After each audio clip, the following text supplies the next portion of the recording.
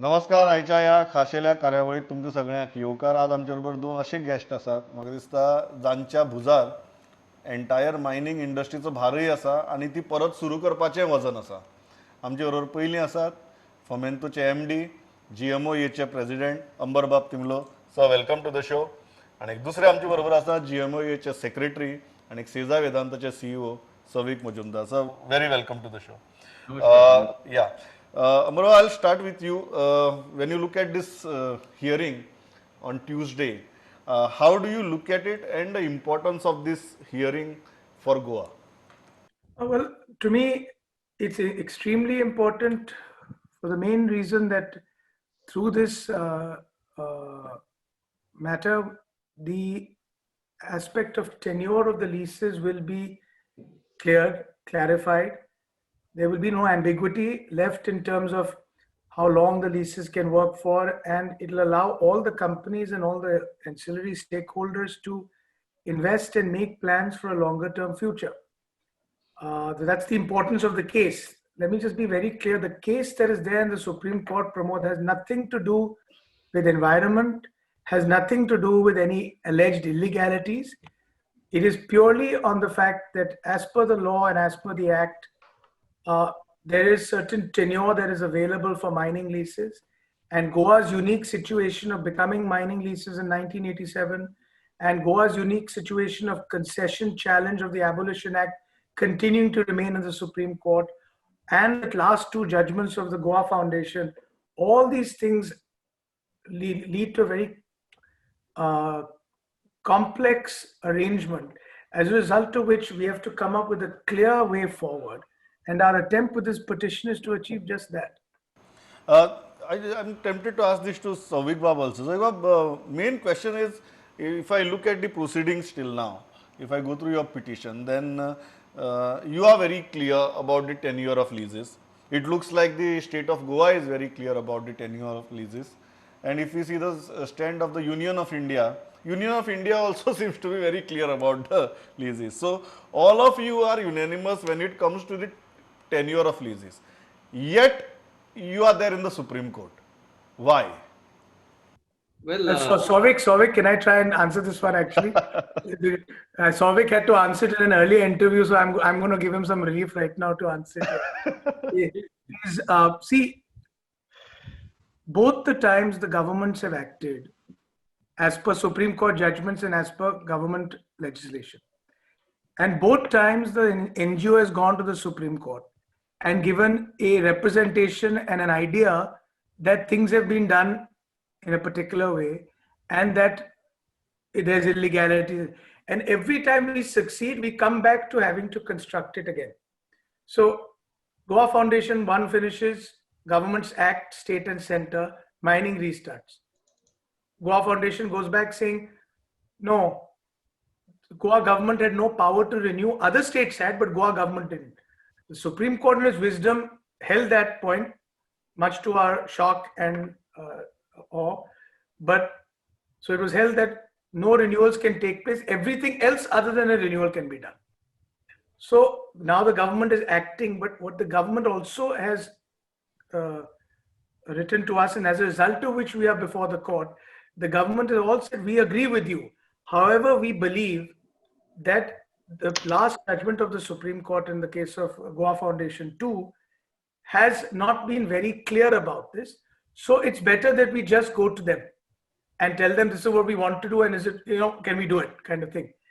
Because the worst thing we want is to do something corrective right now, because one thing is certain, Pramod, is that Goa Foundation is going to challenge anything that gets done. Whether in any form or format, Goa Foundation will challenge it, because Goa Foundation's ultimate objective is to ensure that mining never commences in Goa. Right? So let's be, I'm not making any qualms about that statement. I'm very clear. So I believe rather than pass rules and orders and then be challenged and go to the Supreme Court, let's have the clarity once and for all right now. Yeah, Sauvick Bab, how do you respond to that? If from a layman's point of view, I don't see a contention, and yet you all are before the Supreme Court. So, how do you explain your position in the Supreme Court right now? the same way, actually, what Ambar has just now explained, everybody is agreeing to that, but yet everybody wanted to get some sort of clarity from the Supreme Court, and that is what government has written to us, and that is why we are in front of Supreme Court. So most important is here, going back to your first question, actually, like how important it is. More than anything, it is extremely important for the people of Goa, because it is 300,000 people who are directly or indirectly affected in a population of 1.4 million. I mean, it's 14 lakh, right? It is more than one third of the population who is looking towards, this day in our, to get something, so that at least the people's livelihood is protected. Yeah. Another question is, there are two interventions now in this case. The first is by Goa Foundation and second is by the panchayats. How do you look at both these? We'll go one by one. If the case is only and only about tenure of leases and not about mining or environment or any other topic, why do you think Goa Foundation has intervened, and how difficult it is going to be to get a desired order with their intervention?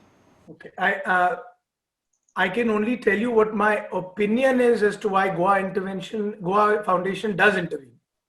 I cannot tell you I know the reason for their intervention for a fact, but I can only guess as to what it is. And Pramod, you can find that in nothing better than the front page of the web page of Goa Foundation, the opening page, where Goa Foundation has listed as its second highest achievement through legal prowess, how they have put an end, my language is very specific, put an end to mining in Goa. So it's very clear from even the way they position themselves publicly that their mandate is that or rather their achievement is to put an end. And they've achieved that, as a result of which, according to me, the actual intention behind this intervention by them is to ensure that situation continues. So because maybe somewhere in the back of their mind or their philosophy is that mining should not happen in Goa. Of course, recently they've been writing letters and etc. to the Prime Minister's office, etc., saying mining should happen, but it should happen in this particular way, which is very different from the multiple ways they've recommended in the past. But I was present in the Supreme Court hearings when their counsel, Mr. Prashant Bhushan, categorically said, we want Goa to be declared a no mining zone.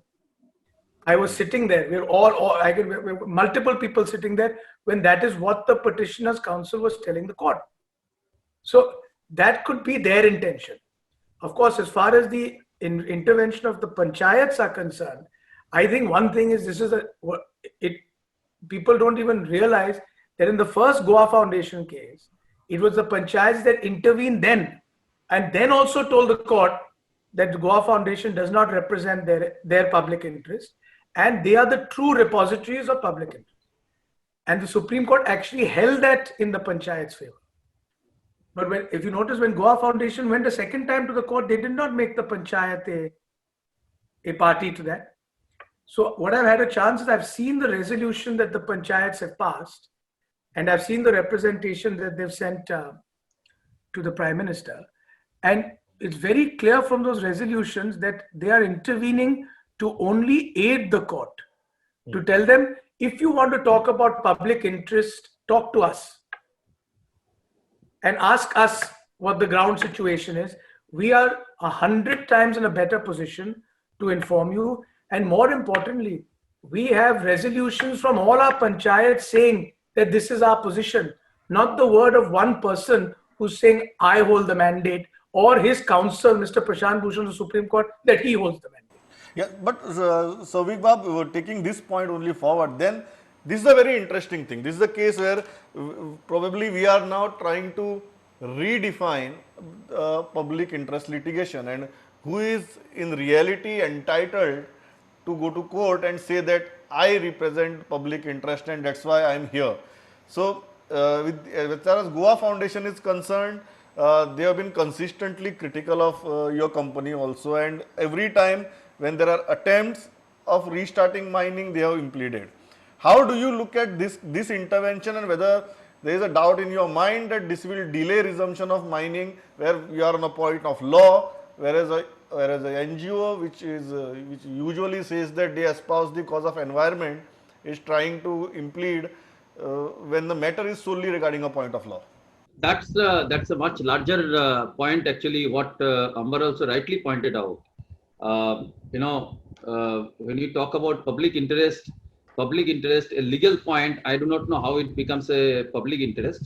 But anyway, it is a democratic country. So, but then I think the wiser sense should prevail. That is point number one. And point number two, I think that may be the reason why even the panchayat also is going and pleading in this case by saying that the livelihood is a major concern of the people, right? And it is their life which is in question, so they want to also come and say whatever they wanted to say.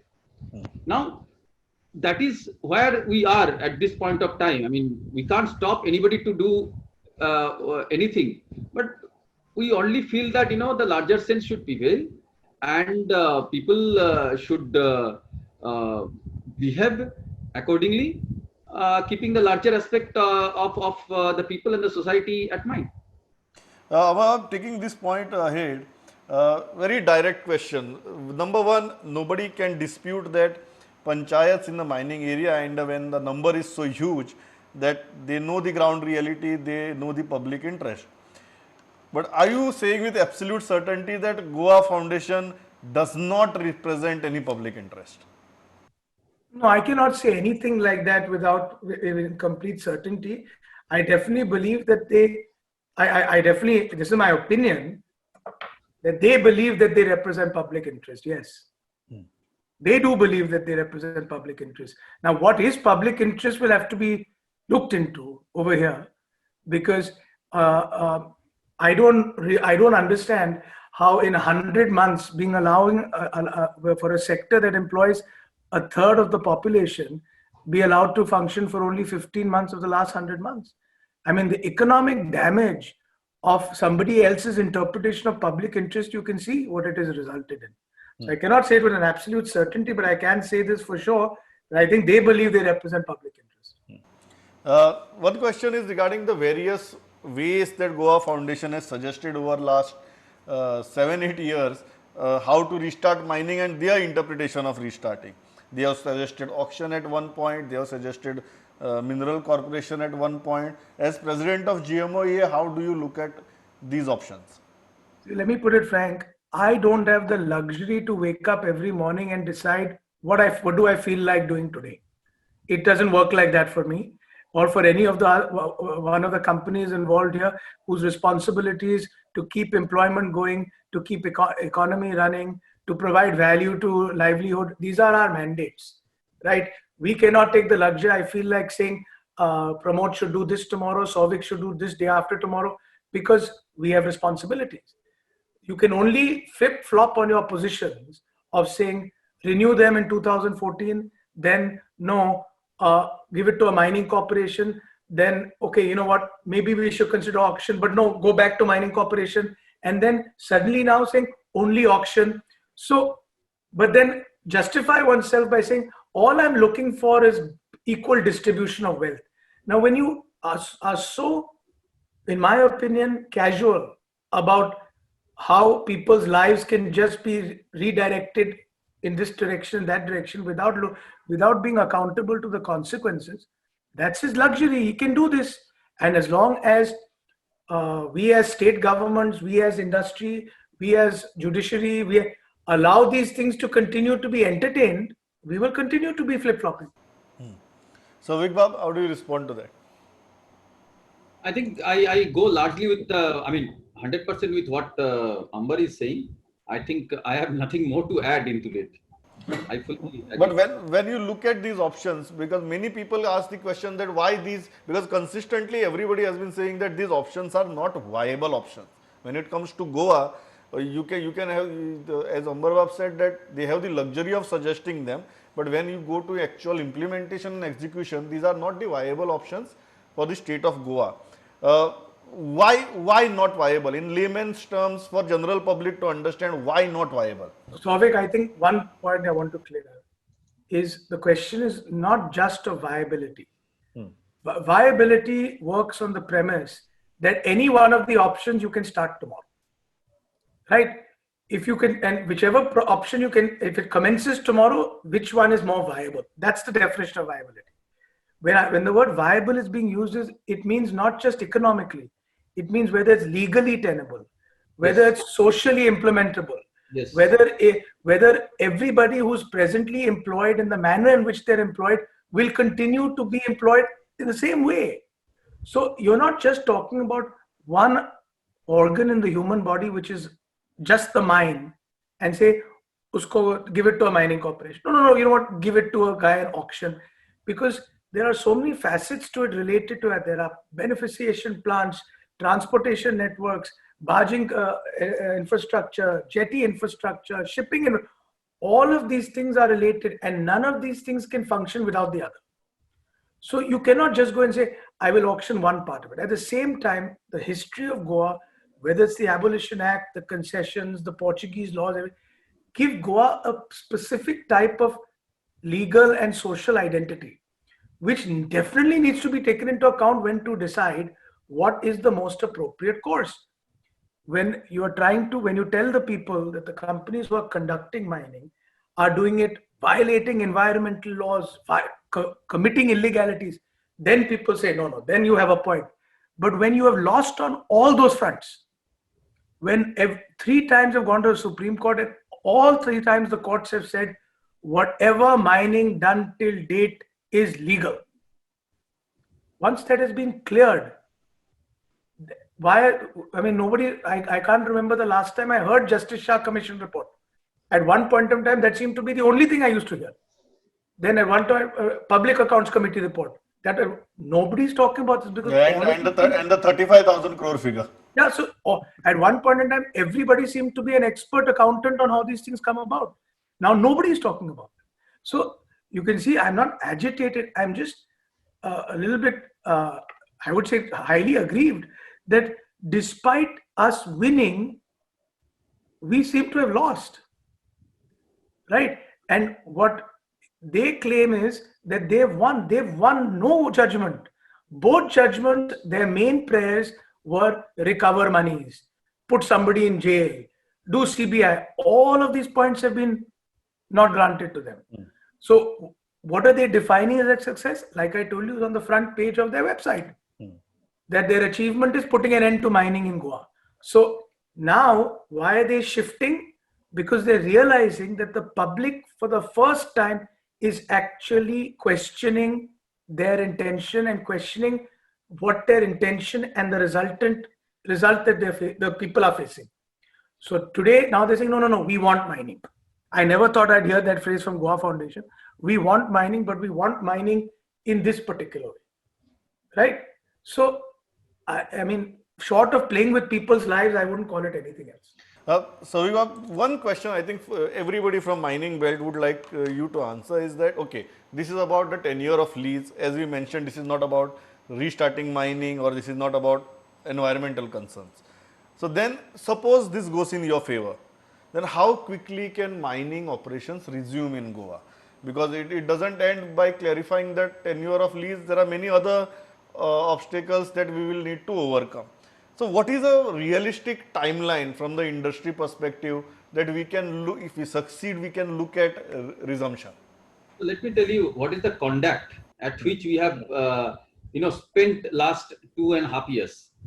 The conduct is we have spent money for keeping all the mines safe, pumping the water, keeping the benches safe, keeping the environment safe.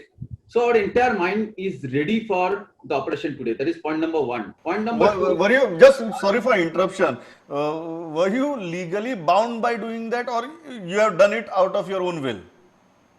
Suppose you didn't do it. Can anybody hold you legally accountable as of today?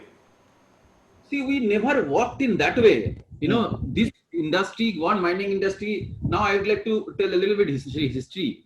We never worked in a manner if legal is asking me to do only, say, 2 points, I'll do only 2 points.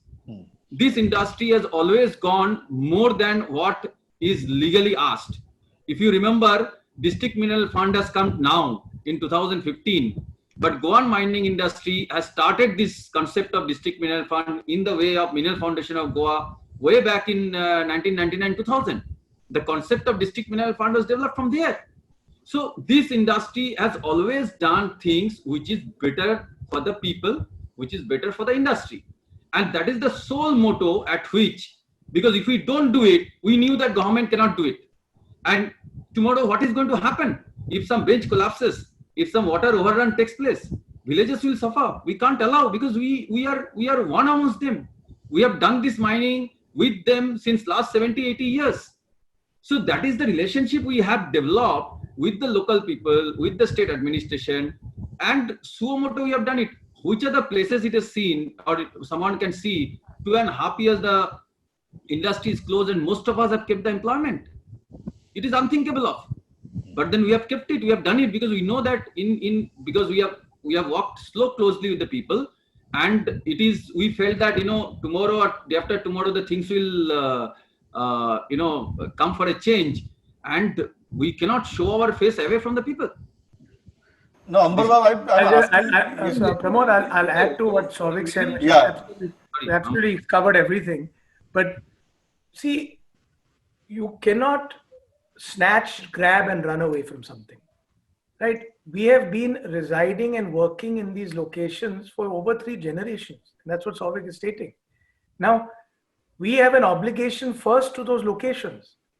And we have been maintaining our teams, our mines from an environmental standpoint, from a social standpoint, and the cost being borne every year during shutdown by the mining companies is over 500 crores, right? And that is just the cost to keep things in an orderly manner. So that was precisely my point, because when somebody is spending 500 crores, my first instinctive question is, were you legally bound by doing that, or you have done it because it is necessary to be done and government probably might not be in a position to do it?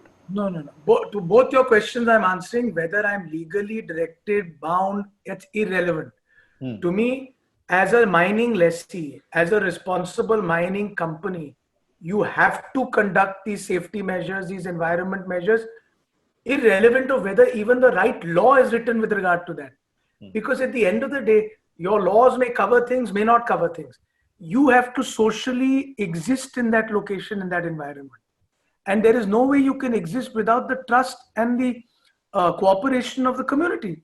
So one is, yes, completely we are legally required to do so, but more than legally, we are morally and ethically required to do so.